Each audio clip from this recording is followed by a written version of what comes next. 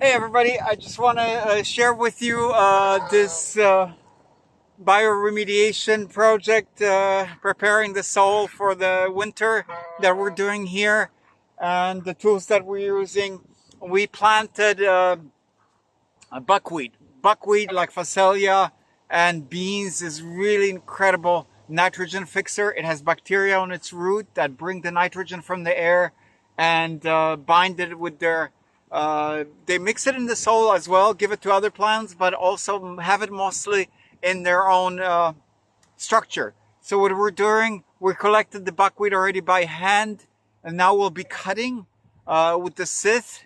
And this is very interesting. I want to share this with you. This scythe we bought locally. People still use them, but this is what we had to do to make this scythe usable. This is not the same scythe that our ancestors were using. It has to have all those modifications. When we bought it before, we broke it 3 times. It's just completely soft wood, completely unusable. So as you see here, we have reinforcements. We have a knife, which is the wedge, but it also is a metal reinforcement for the bolts over here. And if I ever need a knife for cutting something, bread or something in the field, I can just pull it out. So it's a multi-tool as well. And it's reinforced up here. And it's an example of how the tools that our ancestors used were completely different tools than the ones you can buy now. The scythe was much thicker. It was made not by machines like this one, but it was made by smiths. And so I almost feel, but there's something very interesting about this. I almost feel like we made this ourselves. And those two are very special 2 tools that we have, because pitchfork and the shovel are the tools that I have. One of the few tools that I have that are left from my parents. There was a ton of electrical tools over here. Before I got here, they all disappeared. They're all gone. Which is really, I mean, it's macabre. It really is to have something like this. Not to mention all this abuse and all these attacks that I've been suffering for a year now, including the freaking grave of my parents. So this is very symbolic. This is the last 2 tools that I have left from my parents. The only reason they were not taken is because they're so freaking cheap. And but they're very symbolic to me. This is like something. This is deals with passage, with continuity, with something being handed down to me from my loving parents. This is something I feel their energy continuing. It's also interesting how the tools right now that I was talking about, the scythe, this pitchfork has to be fixed. It's not set up like the old pitchforks for lifting really big bales of hay. With pitchfork, you can pick up a large load of hay or straw and throw it up in the air. When I tried to do this with this new one that my parents bought, it bent. So, but since it's a tool for my parents, or otherwise anyway, we'll definitely have to fix it. And so what we will use this for is as soon as we cut the buckwheat, we'll cut it 2-3 times so it's in little chunks, because the buckwheat cannot dry. It has so much nitrogen, it has to decompose. If it dries, the nitrogen escapes to the earth. So we're doing tilless. We're not breaking the surface of the soil where all the bacteria are. This is one of the organic and ecological ways of farming where you don't plow the land. You basically plant into the land, and you set up a really great microbe structure. You don't destroy the topsoil. You don't have erosion problems. And the greatest thing about the tilless farming is actually now with droughts, if you plow, you lose a ton of water. If you use tilless farming, you really conserve the water as well. And not to mention the already mentioned erosion.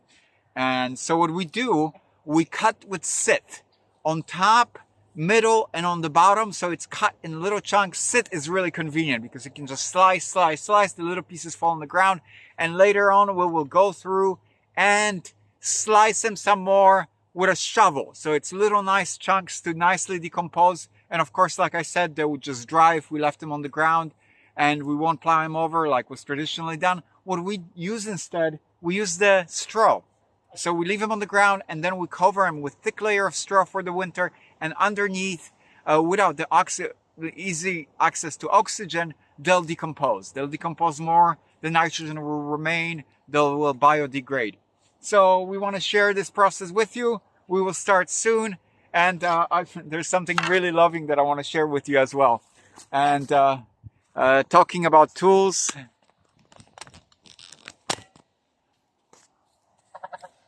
I want to share the tool that we've been using are not tripod, but quadpod, because quadpod, because it has 4 legs. It's a ladder. It's really convenient, right, Sunny? Right? She really lets out those really nice sounds every time she's content. What do you have to say? Say something on the video. I'm really shy. Did you see the serrated teeth? This is why the goose has teeth for slicing apples, vegetables, since they graze. But it's a beak that's really dangerous to other animals. If a goose pinches you, it's really extra painful. Look at this beak. Looks so innocent, but look, you can actually see it's like almost like teeth. And this is something else that I want to share with you that's really mega sweet. Look. Oh no, even on the phone. Here's Eddie. As soon as I put my backpack or a coat or a jacket, it looks like they're watching it. That's what they do. Sunny used to do this, and now Eddie took over because I guess she's too big to lay on smaller things. She still does it on jackets and other things. And so it looks like a doggy watching it, but I know it's also comfortable, isn't it? And there's a phone even underneath there. Are you watching the phone? Are you listening to podcasts? What's happening? And look, and this is something else that I want to share that's really new. We called her Eddie after an eddy of water, and look at the little feathers that are bending over here. This is really sweet. It's lovely. On top of this really beautiful coat that she has with a little blue stripe over here. You're beautiful, Eddie. You're very sweet. So this is our companion, our therapy animals, our support crew. And Sunny going through stuff over here. Yes. So I was mentioning something negative as well, and here's something positive. It's up to us to fill our lives with a positive message, with positive companions, even if it's animal companions, finding people online, finding people in support groups, be it everybody from beekeepers, fishermen, other volunteers in things we're interested in, interest areas. That's really good to surround yourself with positive people that you share interests with, like me and Sunny, sharing interest in carrots, apples, and gardening, right? No comment? Come on, Sunny. She's really shy. She always talks, but as soon as... Oh, okay, you said something. As soon as the camera goes out, she goes really silent. And here is this... Oh, no, okay. You can take the card? You can take the card and you can pull it.